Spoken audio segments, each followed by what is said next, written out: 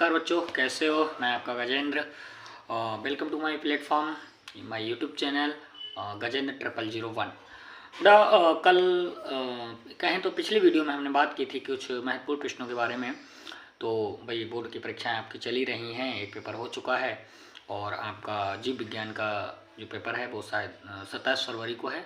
तो उसके लिए मैं कुछ महत्वपूर्ण प्रश्न लेकर आया हूँ, तो उनको आप अच्छे से रिवाइज़ करें और अच्छे से पढ़ें और आप बेहतर स्कोर करके आएंगे। तो मैं कुछ इंपॉर्टेंट प्रश्न हैं, जैसे कि एक आवृतबीजी पुष्प की संरचना का सचित्र वर्णन कीजिए, या फिर प्रश्न ऐसे पूछ लिया जाता है एक उभयलिंगी या कहें तो एक द्विलिंगी पुष्प की संरचना का सचित्र वर्णन कीजिए, पूछ लिया जाता है। फिर बड़ा प्रश्न पूछ लिया जाता है जैसे कि परागण किसे कहते हैं, यह कितने प्रकार का होता है, इस टाइप से प्रश्न पूछे जाते हैं। प्रश्न है कि परागण किसे कहते हैं, यह कितने प्रकार का होता है, वर्णन कीजिए आप। और कभी जैसे वायु परागण है, जंतु परागण है, कृत्रिम परागण है, ये परागण में से कोई एक पूछ लिया जाता है जिसका वर्णन करने को कहा जाता है। उसका बाद बेटा जैसे कि मरुद्भिद पौधे या जलोद्भिद पौधे क्या हैं, इनके बारे में भी पूछ लिया जाता है। फिर है प्रश्न है कि एक बीजांड की संरचना का सचित्र वर्णन कीजिए। क्या एक बीजांड की संरचना का सचित्र वर्णन कीजिए। आपको ये प्रश्न भी अच्छे से तैयार कर लेना है, इसका डायग्राम अच्छे से आपको रिवाइज करेंगे, क्योंकि कभी कभी पूछ लिया जाता है कि बीजांड की संरचना का रेखांकित चित्र बनाइए, तो आपको ये बताना होगा। फिर अगला प्रश्न रहेगा बेटा हमारा कि निषेचन क्या है, यह कितने प्रकार का होता है, तो आप दोहरा निषेचन क्या है ये भी समझाइए, तो पूछ लिया जाता है ये भी। और बेटा इसके साथ साथ आप त्रिसल लाइन भी पढ़कर जाना, क्योंकि ये भी 2 नंबर में या 3 नंबर में पूछ लेंगे। फिर है कि नर तथा मादा जनन तंत्र का सचित्र वर्णन कीजिए। इनमें से बेटा दोनों में से कोई एक आपको जरूर मिल जाएगा वहाँ कि नर जनन तंत्र या मादा जनन तंत्र क्या है, इसका सचित्र वर्णन कीजिए। फिर है कि शुक्राणु जनन तथा अंडाणु जनन का वर्णन कीजिए, या शुक्राणु जनन या अंडाणु जनन, इनमें से कोई एक आपको वहाँ प्रश्न देखने को मिल सकता है, महत्वपूर्ण प्रश्न है। फिर बेटा आप के लिए जो प्रश्न आता है कि महिला नसबंदी या पुरुष नसबंदी क्या है, इसके बारे में लिखिए, संक्षिप्त टिप्पणी कीजिए, इस तरह से प्रश्न आ जाता है, तो इसके बारे में आपको लिखना है। फिर कि बेटा मासिक धर्म क्या है, वर्णन कीजिए, या मासिक धर्म क्या है अपने शब्दों में लिखिए।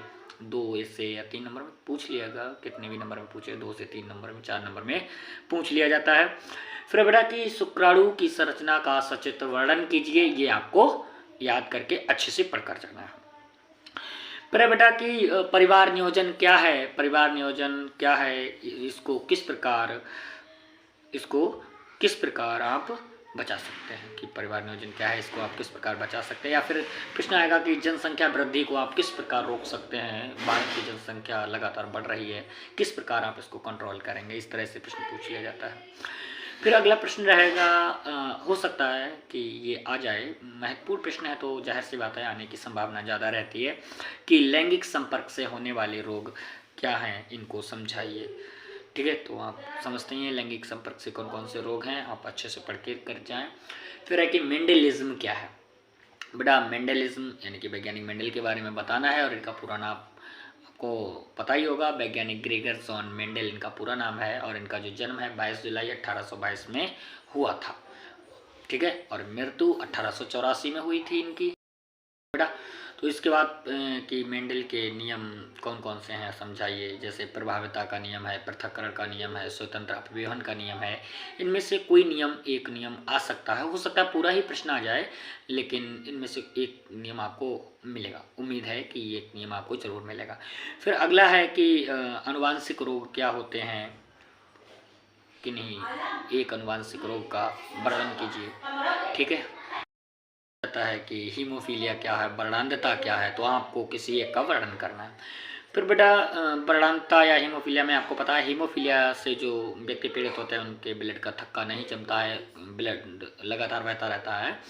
और वर्णांधता में क्या होता है बेटा, कि जो व्यक्ति है उसको लाल एवं हरे रंग में अंतर स्पष्ट नहीं कर मिलता है उन लोगों को, इसीलिए इन लोगों को ट्रेन आदि का ड्राइवर नहीं बनाया जाता है। पूछ लिया जाता है कि सिंड्रोम क्या है, कि सिंड्रोम क्या है, तो आप जानते हैं कि सिंड्रोम की परिभाषा आपको अच्छे से लिखनी है। Down syndrome, Turner syndrome, Klinefelter, तीनों सिंड्रोम आप अच्छे से तैयार करके जाएंगे, कोई एक आपको वहाँ जरूर मिल जाएगा, ऐसी उम्मीद है, क्योंकि इम्पोर्टेंट है। फिर डीएनए से रिलेटेड क्वेश्चन आते हैं कि डीएनए एक अनुवांश, सिद्ध कीजिए कि डीएनए एक अनुवांशिक पदार्थ है, तो आपको सिद्ध करना होगा। या फिर ये प्रश्न आएगा कि डीएनए का डबल हेलिक्स मॉडल किसने दिया, किस वैज्ञानिक ने डीएनए का डबल हेलिक्स मॉडल दिया। या फिर प्रश्न आए, डीएनए पे प्रश्न आना ही आना है, आप ऐसा समझिए। आप डीएनए को अच्छे से पढ़कर जाइए। डीएनए जैसे कि आरएनए और डीएनए में अंतर लिखिए। डीएनए पर आपको प्रश्न जरूर मिलेगा, क्योंकि हर साल प्रश्न इससे पूछे जाते हैं और महत्वपूर्ण टॉपिक है। ठीक है बेटा, तो आप ये 3 क्वेश्चन की डीएनए आरएनए में अंतर, सिद्ध कीजिए डीएनए एक अनुवांशिक सिद्ध कीजिए डीएनए एक अनुवांशिक पदार्थ है।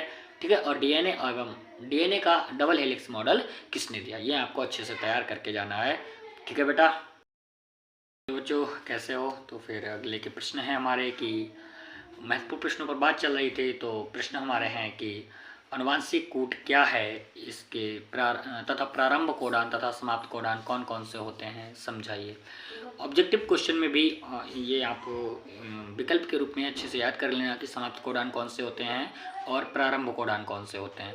बेटा कभी कभी विकल्प में आ जाता है कि प्रारंभ, निम्न में से प्रारंभ कोडान कौन सा है, आपको 4 ऑप्शन दिए होंगे, आपको सही ऑप्शन टिक करके आना है। या फिर प्रश्न आएगा समाप्त कोडान कौन सा है, तो आपको वो टिक करके आना है। ठीक है, इस तरह से आप प्रश्न को तैयार करेंगे। और अगर कभी कभी ये भी पूछ लेगा कि अनुवांशिक कूट की सारणी बनाइए, ठीक है, तो आपको वो सारणी अच्छे से तैयार कर लेनी है और सारणी वो बनानी है। ठीक है बेटा, अगला प्रश्न है हमारा कि ट्रांसक्रिप्शन क्या होता है, ट्रांसलेशन क्या होता है, समझाइए। ये आपको अच्छे से तैयार कर लेना है। मानव जीनोम प्रोजेक्ट क्या है, वर्णन कीजिए। इस तरह से प्रश्न पूछ लेगा, तो आपको ये मानव जीनोम वाला अच्छे से तैयार करना होता है। ठीक है बेटा, अगले कि रोग क्या है, यह कितने प्रकार के होते हैं, समझाइए। तो आपको बेटा रोग के बारे में अच्छे से उनको तैयार करना है कि रोग क्या होते हैं, ये कितने प्रकार के होते हैं, समझाइए।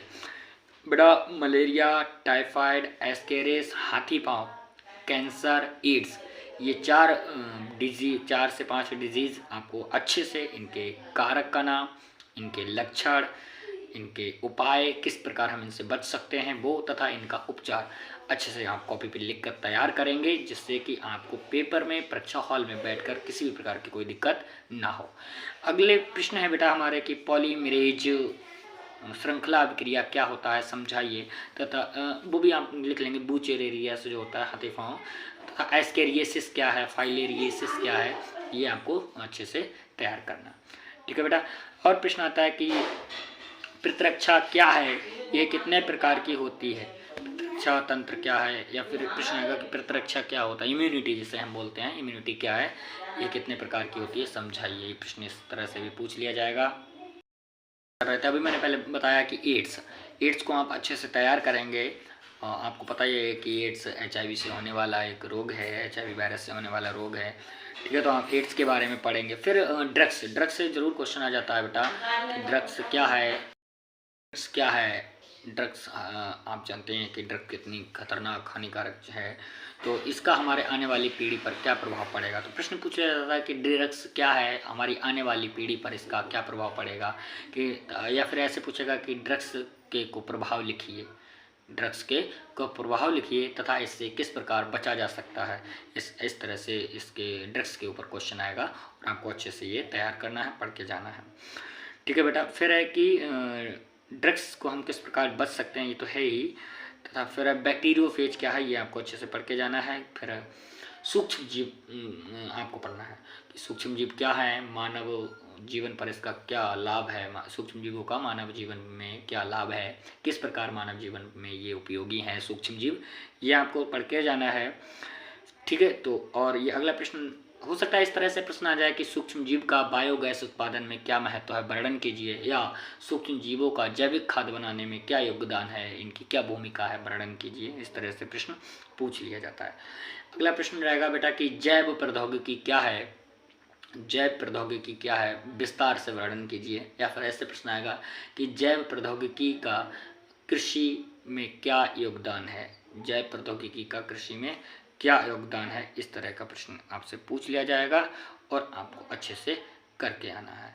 ठीक है, फिर बेटा है कि रिकॉम्बिनेंट डीएनए टेक्नोलॉजी क्या है, वर्णन कीजिए। कभी कभी रिकॉम्बिनेंट डीएनए टेक्नोलॉजी ना कहकर क्वेश्चन पूछ लिया जाता है कि RDT क्या है। तो RDT का ही पूरा नाम है बेटा कि रिकॉम्बिनेंट DNA टेक्नोलॉजी। तो आपको घबराना नहीं है, चाहे RDT से पूछे चाहे रिकॉम्बिनेंट DNA टेक्नोलॉजी से पूछे, आपको अच्छे से प्रश्न तैयार करके जाना है और वहाँ पर लिख कर आना है। ठीक है बेटा, रिकॉम्बिनेंट DNA टेक्नोलॉजी भी हो गया हमारा, बायोरिएक्टर भी हो गया हमारा। फिर है कि अनुवांशिक रूपांतरित जीव क्या होते हैं समझाइए, जिन्हें हम, या फिर इस तरह से प्रश्न आएगा कि अनुवांशिक रूपांतरित जीव क्या होते हैं, या प्रश्न आएगा कि GMO क्या है समझाइए। GMO जेनेटिक मॉडिफाइड ऑर्गेनिज्म, अनुवांशिक रूपांतरित जीव। तो कभी कभी ये प्रश्न आ ही जाएगा परीक्षा की दृष्टि से। एग्जामिनर को कोई पता नहीं है कि क्या पूछ ले, आपको बिल्कुल तैयार से गोला बारूद अपना साथ लेकर जाना है, क्योंकि आपकी जंग आपको ही लड़नी है, कोई आपके साथ नहीं होगा। आप अकेले ही उस परीक्षा रूपी मैदान में जंग लड़ने के लिए तैयार होंगे, और जिसमें तुम्हारा गोला बारूद जो तुमने तैयार किया है वो है, और तुम्हारी बंदूक तुम्हारा कलम है। तो कलम रुकना नहीं चाहिए, मतलब बंदूक रुकनी नहीं चाहिए। जितने सैनिक चाहो मार दो, मतलब जितना चाहो उतना तुम लिख कर आओ। जितने सैनिक मारोगे उतना ही अच्छा अवार्ड मिलेगा, मतलब जितना ज़्यादा अच्छा लिख कर आओगे उतनी ही ज़्यादा आपका स्कोर होगा। ठीक है बच्चों, हमारा कि ट्रांसजेनिक एनिमल जंतु क्या होते हैं समझाइए, इस पर भी प्रश्न पूछा जाता है। फिर बेटा बीटी फसल क्या है, किन्हीं 2 या 4 बीटी फसलों के नाम लिखिए। तो आपको पता है बीटी का मतलब होता है बैसिलस थेरोजिएंसिस। तो ये वाला अच्छे से आपको प्रश्न तैयार करना है बीटी फसल का, और अक्सर इससे प्रश्न आता ही है। फिर है बेटा बायोपायरेसी क्या है, बायोपेटेंट क्या है। तो बायोपायरेसी आप जानते हैं एक तरह की चोरी होती है, और आपको ये पढ़ना है अच्छे से। बायोपेटेंट क्या है, किसी पे अपना अधिकार स्थापित करा लेना, या रजिस्ट्री, जैसे कोई भी चीज़ है उस पर आप अपना अधिकार रजिस्ट्री करा लें कि ये मेरी है, तो उस आपका ही उस पर अधिकार रहेगा, किसी दूसरे व्यक्ति का उस पर अधिकार नहीं रहेगा। अगला है बेटा कि जीन थेरेपी क्या है, ये भी शॉर्ट में पूछ लिया जाता है, संक्षिप्त टिप्पणी कीजिए, तो आपको पढ़ के जाना। फिर अनुकूलन क्या है तथा जन्म दर मृत्यु दर के बारे में लिखिए। ठीक है, तो आपको ये पढ़ के जाना है। फिर है कि जीव तथा पर्यावरण तथा इसको प्रभावित करने वाले कारकों के बारे में लिखिए, आपको ये पढ़ना है। फिर है जैव विविधता क्या है, इसको हम किस प्रकार बचा सकते हैं। अब जानते हैं कि जैव विविधता को बचाना कितना महत्वपूर्ण है ना, हमारे अपने जीवन के लिए तथा हमारे आसपास के ये नेचर प्रकृति को बनाए रखने के लिए जैव विविधता को बचाना बहुत ही ज़्यादा महत्वपूर्ण है। फिर है बेटा कि प्रदूषण क्या है, यह कितने प्रकार के होते हैं, और जल प्रदूषण, मृदा प्रदूषण, वायु प्रदूषण, ध्वनि प्रदूषण, ये 4 प्रदूषण आप अच्छे से तैयार करके जाएंगे। इनमें से कोई एक आपको जरूर मिल जाएगा, उम्मीद है कि इन चारों में से आपको कोई एक प्रदूषण जरूर मिल जाएगा। फिर है बेटा कि ग्रीन हाउस प्रभाव क्या है, ग्रीन हाउस प्रभाव क्या है। ठीक है, ये प्रश्न आपको अच्छे से तैयार करके जाना है, और आपको बिल्कुल डरने की ज़रूरत नहीं है। इन प्रश्नों को बार बार अपनी कॉपी पर लिखें, अच्छे से प्रैक्टिस करें। जितनी ज़्यादा क्वेश्चनों को अपने कॉपी पर लिख कर देखेंगे, आपका कॉन्फिडेंस उतना ही हाई लेवल पर होगा, आप परीक्षा हॉल में उतनी ही कॉन्फिडेंस से लिख कर आएंगे। ठीक है बच्चों, धन्यवाद। तो मेरा कहना है कि खुद ही को कर बुलंद इतना, हर तकदीर से पहले खुदा बंदे से पूछे क्या है तेरी रजा। मतलब मेहनत इतनी ज़्यादा करो कि भगवान भी पूछे कि भाई तुझे क्या चाहिए बोल, मैं देने के लिए तैयार हूँ। ठीक है, धन्यवाद बच्चों।